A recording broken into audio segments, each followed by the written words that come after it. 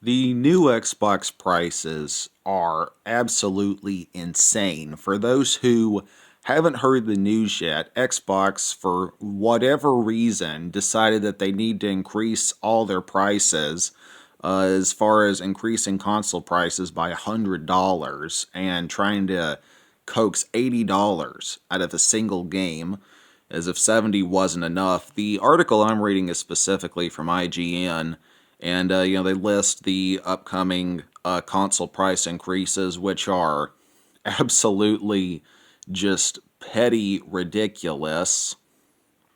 I mean, you see right here, the article's on screen, like Xbox Series S, 512 gigabyte going up $80, terabyte going up, I think about $80 as well. Series X digitally going up $100.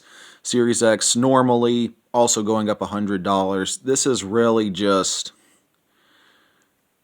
I this is insane. It's like it almost feels like Microsoft just doesn't want to sell the Xbox anymore. Like it honestly feels that way. I mean, first Nintendo's raising their prices, and now Xbox is raising their prices, and Microsoft issued IGN with the following statement as to why the price increases were taking place.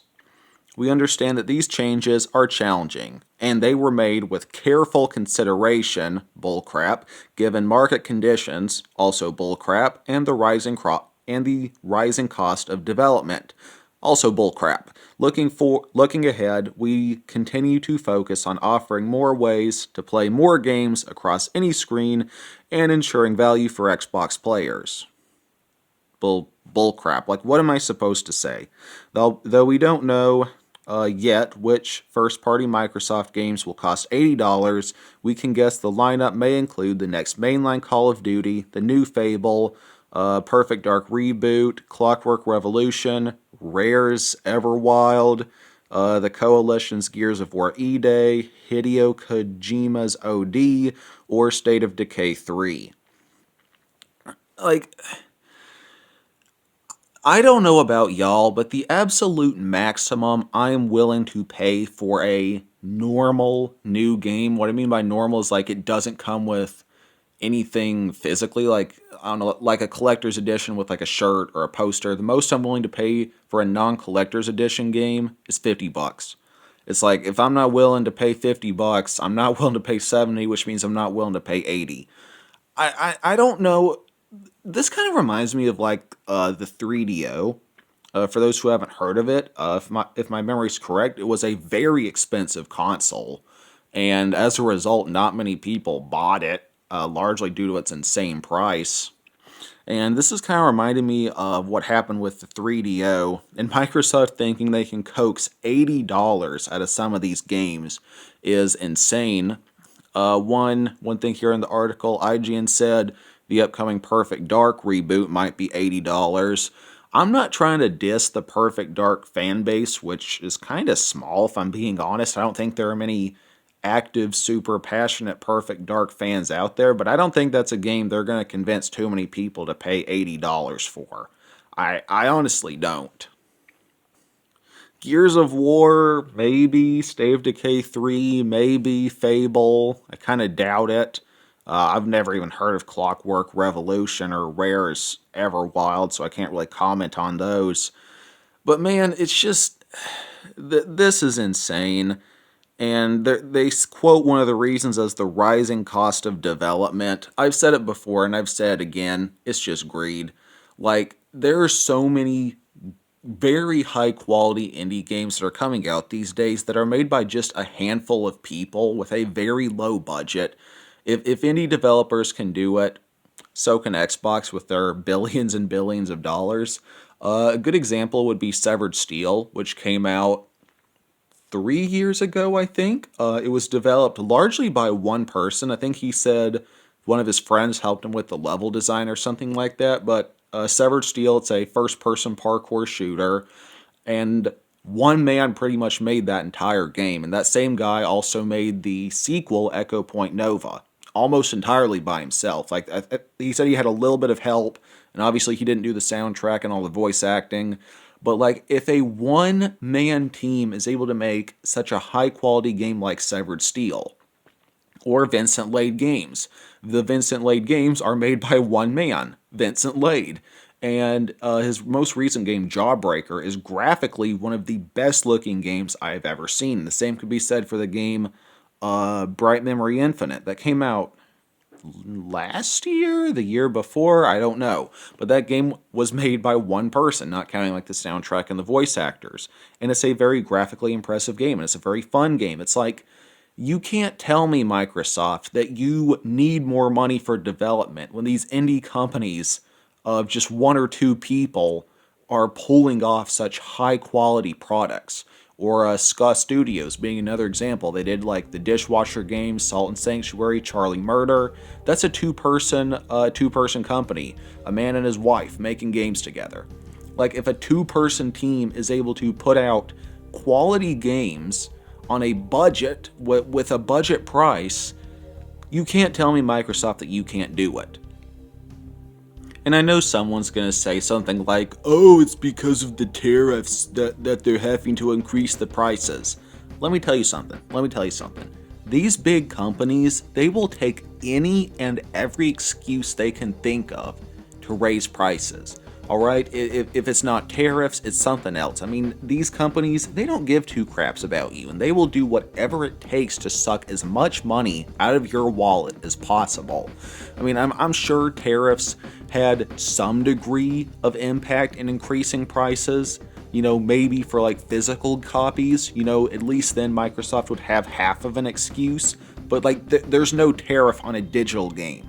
For example, like that, there's no excuse for a digital game price to be rising because Microsoft is an American company, alright, so they're not having to ship in digital products from China, and they're not having to distribute them with the help of China or whatever, because at least not for digital products.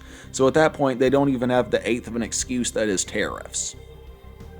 There's a quote in the Bible, greed is never satisfied. And have you ever met a greedy person who was satisfied? I mean, this is just greed. It's all about money, really. Microsoft saw that Nintendo was doing it and that people were still willing to buy their products anyways, and they said, hey, how about we hop on that train? How about we bring in a little bit of extra money? I don't know what to say, really. I mean, indie games, that's probably what I'm going to be sticking with. Because they're putting out very high quality games. For example, Squirrel With A Gun, I believe that came out last year, and it was like, what, $35 on launch? The game Rip Out, developed, I think 3D Realms published it. I can't remember who developed it, but it was like $20 on launch or something like that.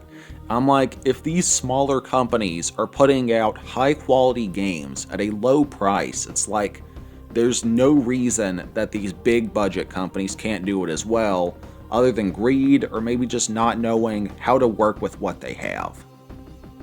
I mean, I could really just go on giving more examples of like low budget games that are coming out that are very high quality.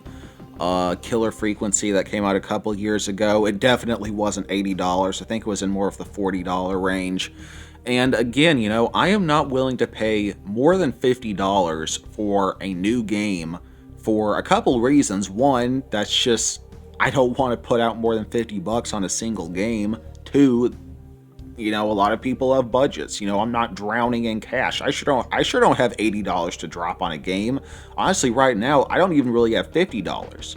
My household, that's not even in our budget right now, $50 for one game.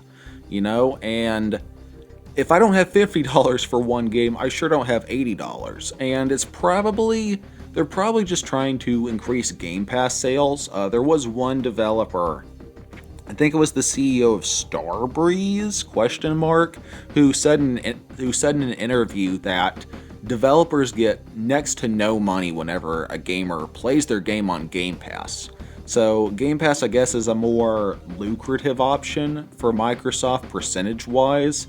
I'm just guessing some numbers here, but I'm gonna guess if a game is sold on Microsoft, that they get like 35% of the sales, and the developer gets like 65%. That's kind of just a rough guess.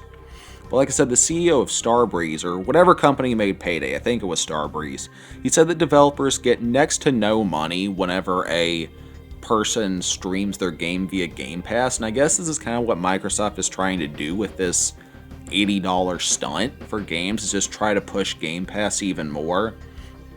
I guess one positive here is that it could end up helping companies like GameFly and GameStop, at least, helping the used market and the physical rental market for whatever's left of it. I know I'm definitely in the minority here, but I don't like Game Pass. I don't like being able to access a game for an unspecified period of time versus if you rent a game from GameFly, they let you keep that game as long as you want. Now, obviously, you have to keep paying your subscription every month, but it's cheaper than Game Pass. All right, a GameFly subscription costs less than a Game Pass subscription, and with GameFly, you get to keep that game however long you want it. If you want to keep it for 6 months or a year, you can, although at that point you should probably just buy it. Versus with Game Pass, it's like, you can have this game for an unspecified period of time until Microsoft says you can't have it anymore. That's why I don't like it, Some closing thoughts here, I guess, because I am starting to babble a bit and just get off topic. But some closing thoughts, I guess, would be, this is just a greedy stunt from Microsoft. I don't believe that development costs are actually going up that significantly. Development costs might be going up a little bit, but I think it's largely just these companies not knowing how to work with what they have, because again, we see very small indie companies putting out very high quality products with a fraction of the manpower for a fraction of the cost. It's just a mix of Microsoft's greed and these big companies not knowing how to work with what they have. Really, that's what I think. And it is possible that tariffs actually have affected prices a little tiny bit. I doubt it's had any significant impact, though. Again, this is an American company. So, yeah. Tell me your thoughts down in the comments. I think these price increases are ridiculous, and I honestly think the gaming market is headed towards another crash, at least the AAA gaming market. The indie companies seem to be doing all right, and the rise of indie and AA games. That's all for me for today. Please tell me your thoughts down in the comments. I'd really like to know. And for anyone new here, I mostly play, review, and discuss video games. So feel free to check out some of my other content if that sounds interesting. I hope everyone has a great day. Jesus loves you all. Always remember that. Take it easy. Peace.